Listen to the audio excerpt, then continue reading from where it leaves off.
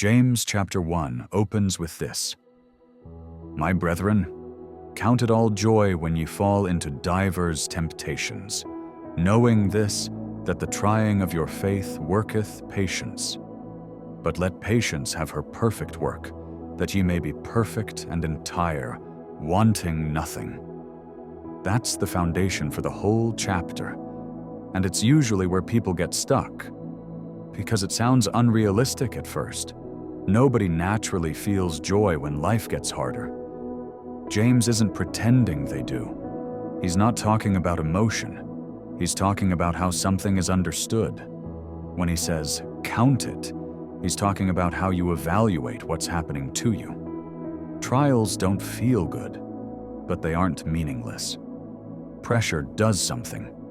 It reveals what you actually rely on, and if you don't quit the process early, it builds endurance. That word patience isn't about being calm. It's about staying steady, not reacting immediately, not scrambling for relief, just continuing to move forward without falling apart. James is saying that endurance only forms if you let the pressure finish what it's doing. If you interrupt it every time it gets uncomfortable, you stay unstable. That's why he says, let patience have its work.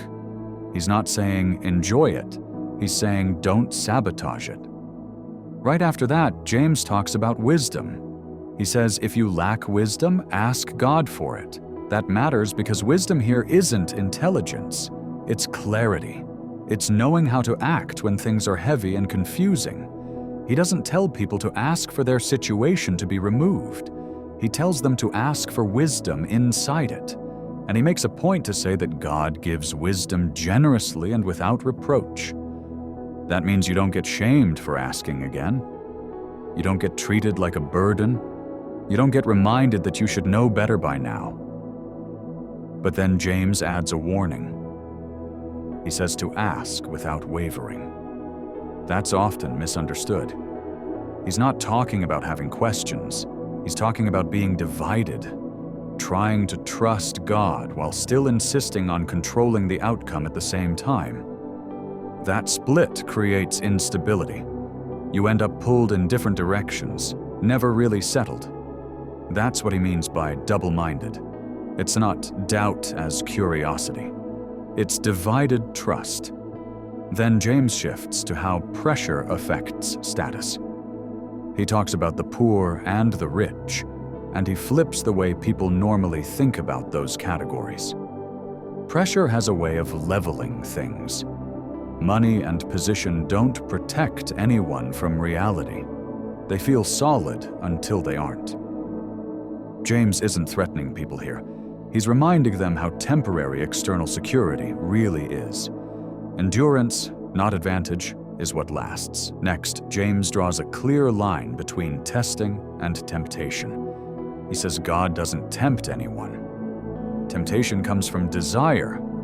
Desire promises relief. It convinces you that giving in will make things easier, but it always costs more than it offers. That progression isn't described dramatically. It's described honestly. What starts internally eventually shows up externally. That's why James says not to be deceived. These patterns feel reasonable while you're inside them. Then he steadies everything again by saying that good gifts come from God, and that God doesn't change. Circumstances shift constantly. God doesn't.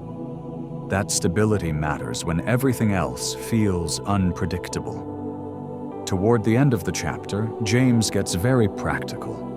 He talks about being quick to listen, slow to speak, and slow to anger. Not because anger is never understandable, but because it doesn't produce what pressure is meant to form. Anger reacts. It doesn't build. He also talks about the danger of hearing truth without responding to it. You can recognize something is true and still deceive yourself if you never adjust your life around it. He compares it to looking in a mirror and walking away unchanged. The mirror worked. The problem was ignoring what it showed you. James closes the chapter by describing what real faith looks like when it's lived out. Not noise, not claims, not performance. Care for people who are vulnerable. And restraint in your own life. That's where belief becomes visible. James chapter 1 doesn't promise relief. It explains what pressure is doing while you're still in it. It doesn't rush you through anything. It assumes you're dealing with real life, and it speaks to you there. What James is doing in this chapter isn't fixing anything for you. He's orienting you. He's telling you what kind of ground you're standing on when life starts pressing in, and you don't get quick answers. Nothing here says the pressure will lift soon. Nothing says it will make sense right away. What it says is that staying steady matters more than escaping fast, and that wisdom is available while you're still inside it.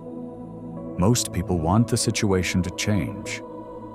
James is more concerned with what the situation is doing to you. That's why this chapter doesn't end with relief. It ends with responsibility.